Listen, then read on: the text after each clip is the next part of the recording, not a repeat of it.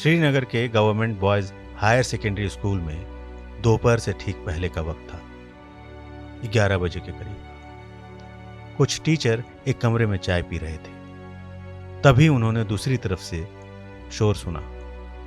थोड़ी देर के बाद गोलियां चलने की आवाज आने लगी। अफरा तफरी मच गई। लोग डर के मारे बाहर निकलने लगे। स्कूल के प्रिंसिपल और एक टीचर बाहर की कुर्सियों पर बैठे थे। लोग बाहर निकले तो सामने का नजारा देखकर सन्न रह गए। प्रिंसिपल और टीचर जमीन पर गिरे थे। दोनों को गोली लगी थी। श्रीनगर में आतंकियों ने स्कूल के टीचर्स को निशाना बनाया था। एक सिख और एक हिंदू टीचर को गोली मारकर आतंकी फरार हो गए। टीचर दीपक चांद और प्रिंसिपल सतिंदर कौर दोनों के परिवार पर दुखों का पहाड़ टूट पड़ा है। आतंकियों को आखिर इन टीचर से क्या दिक्कत थी? ये लोग तो इल्म की रोशनी फैलाने वाले लोग थे। इनसे कैसी दुश्मनी? इन्हें क्यों निशाना बनाया गया? सतिंदर कौर की मां का रो रो कर बुरा हाल है। वो बस एक ही बात कह रही हैं, मुझे गोली मारो। उसे क्यों मार दिया? मुझ बूढ़ी को गोली मारो। आतंकियों ने अपनी गोली से कश्मीरियत, इंसानियत सबका कत्ल कर दिया। नमस्कार, आप सुन रहे हैं TV9 पॉडकास्ट और मैं हूं आपके साथ आसिफ खान। जम्मू कश्मीर में आज 2 टीचर्स की गोली मारकर हत्या कर दी गई।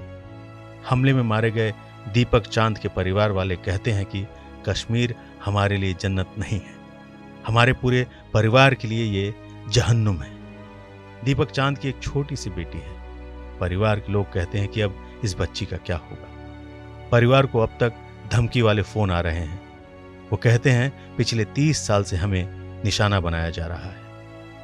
कश्मीर में जानबूझकर गैर मुस्लिमों को निशाना बनाया जा रहा है। जम्मू कश्मीर के डीजीपी दिलबाग सिंह कहते हैं कि ये स्थानीय मुस्लिमों को बदनाम करने की साजिश है।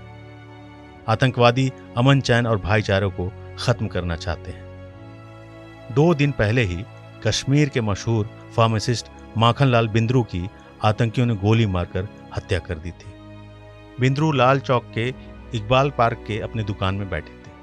शाम का वक्त था। बंदूक लेकर कुछ लोग आए और गोलियां बरसाकर चले गए। अस्पताल ले जाते वक्त बिंद्रू की मौत हो गई। माखनलाल बिंद्रू की बेटी श्रद्धा अपने पिता की हत्या पर फट पड़ती है। वो अपने पिता को गोली मारने वाले आतंकियों को खुली चुनौती देती हैं। कहती हैं, तुम सिर्फ शरीर को मार सकते हो, मेरे पिता की आत्मा को नहीं।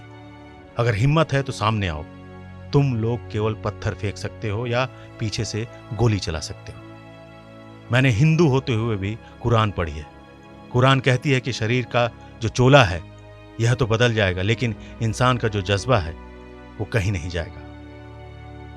माखनलाल बिंद्रू हमेशा जिंदा रहेंगे। माखनलाल बिंद्रू का परिवार कश्मीरी पंडित है। उनकी बेटी कहती हैं, कश्मीर हमारी सरजमी है, कोई हमें यहां से बेदखल नहीं कर सकता और ना ही कोई हमें डरा धमकाकर हमारे हौसलों को पस्त कर सकता है।